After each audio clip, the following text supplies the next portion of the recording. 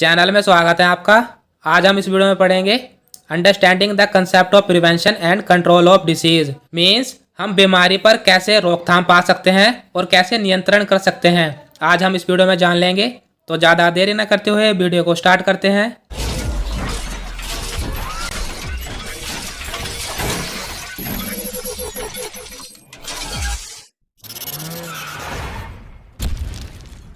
तो सबसे पहले हम देख लेते हैं concept of prevention of disease. Means बीमारी पर हम कैसे रोकथाम कर सकते हैं।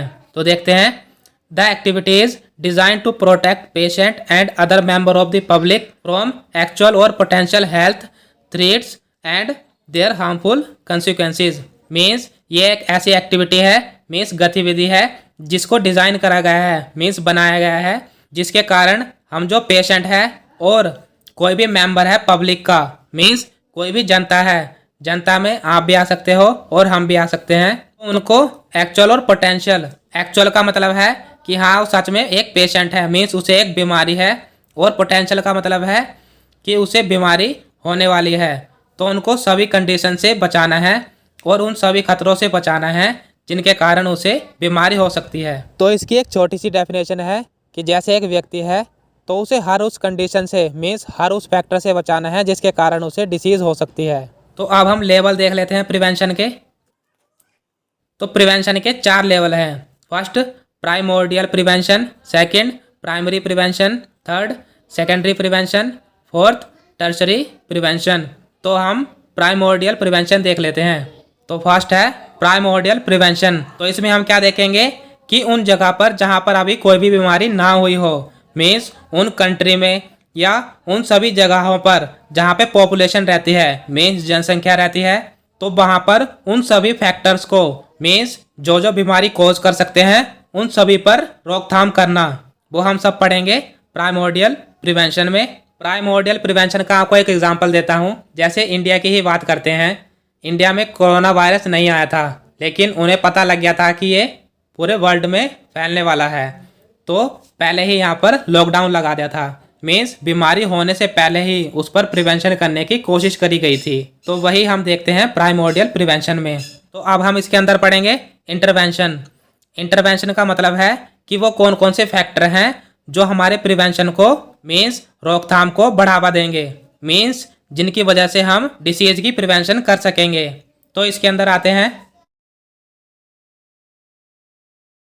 फर्स्ट इंडिविजुअल, मीन्स जनसंख्या का हर एक व्यक्ति, और मास एजुकेशन, मीन्स जन शिक्षा। इसका मतलब है अगर व्यक्ति एजुकेटेड होगा तो वो समझ पाएगा कि हमें किस तरीके से किसी बीमारी की प्रिवेंशन करनी है, और उन सभी तरीकों का वो पालन भी करेगा। और इसमें बहुत से प्रोग्राम बनाए जाते हैं जिन्हें नेशनल प्रोग्राम कहा जाता है, मीन्स जो राष्ट्रीय कार्यक्रम होते हैं वो बनाए जाते हैं। जैसे वो बताते हैं कि आपको किस तरीके का खाना खाना है और किस तरीके के न्यूट्रिशन आपको चाहिए उसमें। जैसे अगर हम हरी सब्जियां खाते हैं, मीन्स ग्रीन वेजिटेबल्स खाते हैं, तो उनके कारण हमारी जो इम्यूनिटी पावर होती है वो बड़ी रहती है। मीन्स अगर कोई इन्फेक्शन होगा तो उससे लड़ने के लिए हमारी बॉडी तैयार रहती है। और वो प्रोग्राम हमारे ये भी बताते हैं कि हमें स्मोकिंग नहीं करनी है या ड्रग का अब्यूज़ नहीं करना है, और हमें डेली फिजिकल एक्सरसाइज करनी है। मीन्स जो शारीरिक व्यायाम होते हैं जैसे योगा वगैरह होते हैं, तो वो हमें डेली करने हैं, जिनकी वजह से हम बीमारी से लड़ सकते हैं। तो सेकंड देख लेते हैं हम प्राइमरी प्रिवेंशन। तो प्राइमरी प्रिवेंशन में हम देखते हैं, तो इसमें हम पढ़ेंगे, जैसे हमें पता है कि कोई भी बीमारी कभी भी हो सकती है, तो जैसे ही किसी व्यक्ति को कुछ भी सिम्टम्स दिखाई देते हैं कि हाँ उसको बीमारी होने वाली है, तो वो क्या करता है, उसको पहले ही प्रिवेंट करने की कोशिश करता है।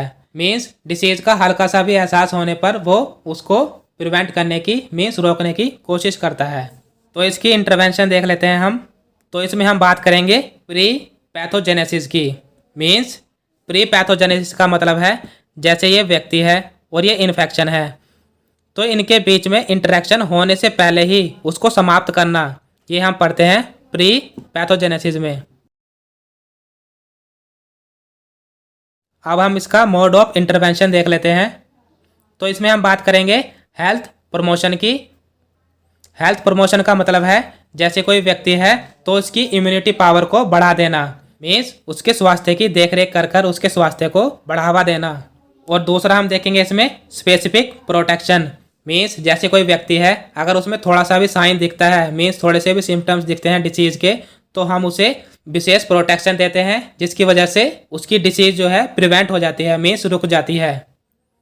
तो अब हम नेक्स्ट देख लेते हैं सेकेंडरी प्रिवेंशन। तो इसके अंदर हम क्या देखेंगे, जैसे कोई वायरस है या कोई भी इन्फेक्शन है वो बॉडी में हो गया है और उसकी स्टेज को पहले ही रोक देना, मीन्स स्टार्टिंग में ही रोक देना, हम वो पढ़ेंगे सेकेंडरी प्रिवेंशन में। जैसे इसका एग्जांपल देता हूँ आपको, ये व्यक्ति है और ये इन्फेक्शन है, ये इसके अंदर आ गया है, तो ये अभी स्टार्टिंग ही हो रही है इसकी, और हम स्टार्टिंग में ही इस इन्फेक्शन को, मीन्स इस वायरस को किल कर देंगे, जिसकी वजह से उसकी जो हेल्थ है वो ठीक हो जाएगी। तो वो हम सब पढ़ेंगे सेकेंडरी प्रिवेंशन में। अब हम इसकी इंटरवेंशन देख लेते हैं। तो इसमें हम देखते हैं अर्ली पैथोजेनेसिस। पैथोजेनेसिस का मतलब है कि कोई पैथोजन क्या होता है, कोई भी वायरस, बैक्टीरिया, फंगस कोई भी हो सकता है, वो हमारा बॉडी में आ गया है और बॉडी में आने के बाद वो अपनी ग्रोथ शुरू करने लगा है। तो हम क्या करेंगे, अर्ली पैथोजेनेसिस करवाएंगे। अर्ली पैथोजेनेसिस का मतलब है कि हम उसे स्टार्टिंग में ही चेकअप करा लेंगे, जिसके कारण हमें पता चल जाएगा कि हमारे अंदर डिसीज़ है और उसे हम प्रिवेंट कर सकते हैं, क्योंकि उसकी स्टार्टिंग ही हुई है अभी। तो तभी बोलते हैं हमें लगभग 6 महीने या 1 साल में एक बार अपना चेकअप जरूर कराना चाहिए, वो भी पूरी बॉडी का। तो इसका मोड ऑफ इंटरवेंशन देख लेते हैं। तो इसके अंदर हम पढ़ेंगे अर्ली डायग्नोसिस। मीन्स अगर हमें थोड़े से भी साइन दिखे हैं तो हमें अपना चेकअप करा लेना चाहिए। तो अब हम नेक्स्ट देख लेते हैं। तो नेक्स्ट है टर्शरी प्रिवेंशन। तो इसके अंदर हम क्या देखेंगे कि जैसे कोई व्यक्ति है, उसे बीमारी हो गई है, तो हम उसकी बीमारी को पूरी तरह ठीक करने की कोशिश करेंगे। मीन्स हमसे जो हो सकेगा हम उतना प्रयास करेंगे उसको ठीक करने में, और जो भी उपाय हो सकेगा हम उसमें वो लगाएंगे। और जैसे कोई पेशेंट है, अगर उसको बीमारी है, उस बीमारी के दौरान उसको कोई भी पेन, मीन्स कोई भी दर्द पहुंचता है, तो हम उसके दर्द को कम करने की कोशिश करेंगे, ताकि जो उसकी स्थिति है, मीन्स अभी वो बीमार है, तो हम उसकी बीमारी को ठीक करने की कोशिश करेंगे, जिससे उसकी स्थिति ठीक हो जाए, मीन्स उसकी कंडीशन ठीक हो जाए। तो अब हम इसका इंटरवेंशन देख लेते हैं। इसके इंटरवेंशन में आएगा लेट पैथोजेनेसिस। इसका मतलब है जैसे कोई बैक्टीरिया, वायरस वगैरह है और वो बॉडी में घुसकर अपनी ग्रोथ करने लगा है, मीन्स उसकी ग्रोथ हो चुकी है। अब इसका मोड ऑफ इंटरवेंशन देखते हैं। तो इसमें आएगा डिसेबिलिटी लिमिटेशन। मीन्स जैसे कोई भी पर्सन है, उसमें कोई डिसेबिलिटी है, मीन्स जैसे कहते हैं उसमें कोई ना कोई कमी है, तो हम उस पर लिमिटेशन पाएंगे, मीन्स उसकी सीमाएं लगा देंगे, मीन्स उस पर एक टाइप से प्रिवेंशन पालेंगे। सेकंड, रिहेबिलाइजेशन। इसमें क्या आता है, जैसे नशा मुक्ति केंद्र होते हैं, वो क्या करते हैं, उनका नशा पूरी तरह छुड़वा देते हैं और जो पर्सन था उसको पहले जैसा बिल्कुल कर देते हैं। इसे बोलते हैं पुनर्वास। तो इन सब का आपको एक ओवरव्यू दे देता हूँ। तो प्राइमोर्डियल में मैंने क्या बताया था कि जैसे कोई कंट्री है या कोई भी जगह है जहाँ पर बीमारी ना हुई हो, तो वहाँ पर बीमारी होने से पहले उस पर रोक पाना, मीन्स प्रिवेंशन करना। और प्राइमरी में क्या बताया था कि जैसे व्यक्ति है और वायरस है, उन दोनों के बीच में इंटरेक्शन होने से पहले ही उसको रोक देना। और सेकेंडरी में क्या बताया था कि जैसे कोई वायरस है वो बॉडी में आ गया है और वो वायरस बॉडी में ग्रोथ करना चाहता है, तो उसकी ग्रोथ को पहले ही रोक देना। और टर्शरी में क्या बताया है कि जैसे किसी को कोई बीमारी हो गई है, तो उसकी बीमारी को कम करने की कोशिश करेंगे, जो हो सकेगा हम उसके लिए करेंगे। तो ये था प्रिवेंशन ऑफ डिसीज़। अब देख लेते हैं हम कंट्रोल ऑफ डिसीज़।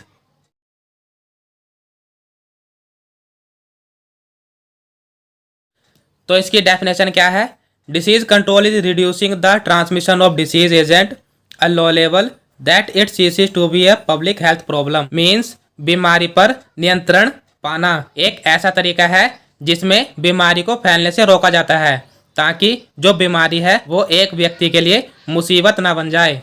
मुसीबत ना बन जाए का मतलब जैसे आजकल कोरोना वायरस की ही बात कर लो। इसमें अगर किसी व्यक्ति को कोरोना वायरस हो जाता है तो वो डरने लगता है। और डरने क्यों लगता है वो, कि वो सोचता है कि मेरी वजह से कहीं किसी और को ना हो जाए। मीन्स वो बीमारी उसके लिए बहुत ज़्यादा कठिन हो गई है और एक मुसीबत बन गई है। तो अब हम देख लेते हैं डिसीज़ कंट्रोल के अंदर क्या क्या आता है।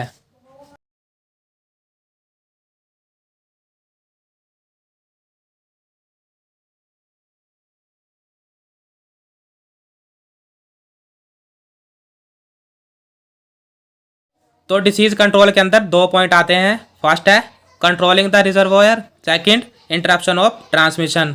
तो कंट्रोलिंग द रिजर्वोयर में आते हैं epidemiological investigation, early diagnosis, isolation, notification, quarantine. और इंटरप्शन में आते हैं the susceptible host, active immunisation, passive immunisation, chemoprophylaxis, non specific measures. तो देख लेते हैं एपिडर्मियोलॉजिकल इन्वेस्टिगेशन में क्या आता है। तो इसमें आता है कि वो इन्वेस्टिगेशन मीन्स वो खोज जिससे कि हमें पता चल सके कि वो बीमारी किसके कारण हुई है, वायरस वगैरह, फंजाई या किसी और माइक्रो ऑर्गेनिज्म के द्वारा। और इसमें यह भी देखा जाता है कि वो कौन कौन से फैक्टर है मीन्स कौन कौन से कारक है जिनके कारण वो डिसीज़ मीन्स वो बीमारी फैल रही है। तो इसके अंदर जो कंडीशन आती हैं वो है जियोग्राफिकल सिचुएशन। जियोग्राफिकल का मतलब है भौगोलिक, जैसे कि अगर कहीं पर बीमारी हुई है तो वहाँ का क्लाइमेट कैसा है मीन्स मानसून कैसा है, वहाँ पर फ्लड मीन्स बाढ़ तो नहीं है, ड्रो मीन्स सूखा तो नहीं है, या अर्थक्वेक वाली जगह। ये सारी कंडीशन है हमारी क्लाइमेटिक कंडीशन। और इसी के अंदर हमारा सोशल भी आता है मीन्स सामाजिक, और इसी में बिहेवियरल पैटर्न भी आता है। बिहेवियरल पैटर्न का मतलब है कि व्यक्ति का व्यवहार कैसा है। अगर ये सारी कंडीशन हमें पता लग जाएगी तो हम उस बीमारी पर आसानी से कंट्रोल पा सकते हैं। तो सेकंड देख लेते हैं अर्ली डायग्नोसिस। तो अर्ली डायग्नोसिस एपिडर्मियोलॉजिकल से ही रिलेटेड है। ये एपिडर्मियोलॉजिकल से क्यों रिलेटेड है, क्योंकि इसमें भी देखा जाता है कि वो सोर्स ऑर्गेनिज्म क्या है जिसके कारण बीमारी हुई है, मीन्स वो फैक्टर कौन सा है, कोई वायरस है, बैक्टीरिया है या कोई और माइक्रो ऑर्गेनिज्म है। और अर्ली डायग्नोसिस में ये भी देखा जाता है कि कोई इन्फेक्टेड बंदा है मीन्स उसे कोई बीमारी है तो वो कितने टाइम में कितनी जगह पर गया है और वहाँ पर वो कितने व्यक्तियों से मिला है। तो इन सब की जानकारी हम इसलिए इकट्ठा करते हैं क्योंकि जो हेल्थ केयर होते हैं उन्हें ये सब पता होना ज़रूरी है ताकि वो आसानी से कंट्रोल पा सकते हैं किसी भी बीमारी पर। तो नेक्स्ट देख लेते हैं आइसोलेशन। आइसोलेशन का आपको पता ही है, जैसे कोरोना वायरस के मरीजों को आइसोलेशन वार्ड में रखा जाता है। आइसोलेशन का मतलब है कि जो इन्फेक्टेड पर्सन होता है मीन्स जिसको बीमारी है उसे एक अलग ही जगह पे रखा जाता है। उसे अलग जगह पर इसलिए रखा जाता है ताकि वो किसी व्यक्ति से ना मिले और बीमारी फैलने का खतरा बहुत कम हो जाए। मतलब हम उस बीमारी पर आसानी से कंट्रोल पा सकते हैं, नियंत्रण पा सकते हैं। तो नेक्स्ट देखते हैं नोटिफिकेशन। नोटिफिकेशन का मतलब है कोई साइन आना, जैसे फ़ोन में भी किसी चीज़ की नोटिफिकेशन आती है। किसी ने आपको फेसबुक पर लाइक करा है, इंस्टाग्राम पे लाइक करा है तो उसकी आपको एक नोटिफिकेशन आती है मीन्स एक छोटा सा संदेश आता है। तो ऐसे ही हेल्थ में होता है, अगर आपको पता लग गया है कि आपको कोई बीमारी है या होने वाली है तो आपको जो लोकल हेल्थ केयर होते हैं वहाँ पर बता देना चाहिए। मीन्स अगर वो बता देगा तो उसकी स्टार्टिंग में ही हम बीमारी को ठीक कर पाएंगे, मीन्स होने से पहले ही उसको ठीक कर पाएंगे। नेक्स्ट है क्वारंटीन।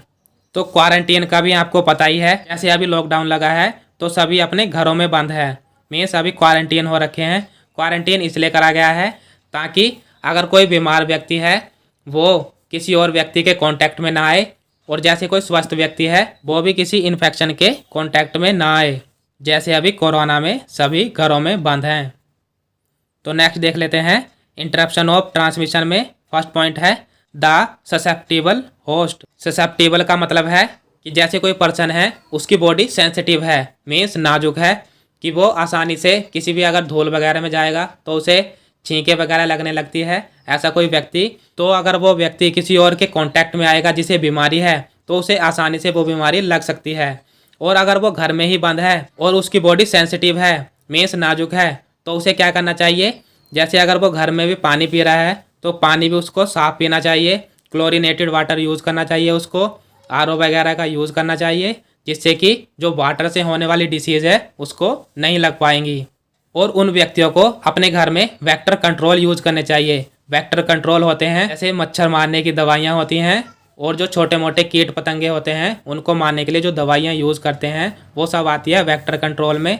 और पर्सनल हाइजीन करनी चाहिए। पर्सनल हाइजीन का मतलब है जैसे अभी कोरोना चल रहा है तो इसमें बताते हैं कि हमें 1 से 1.5 मिनट तक साबुन से अपने हाथ धोने चाहिए। तो ये होती है पर्सनल हाइजीन। पर्सनल हाइजीन का मतलब है जैसे कोई व्यक्ति है वो पूरी तरीके से साफ रहना चाहिए। तो नेक्स्ट देख लेते हैं एक्टिव इम्यूनाइजेशन।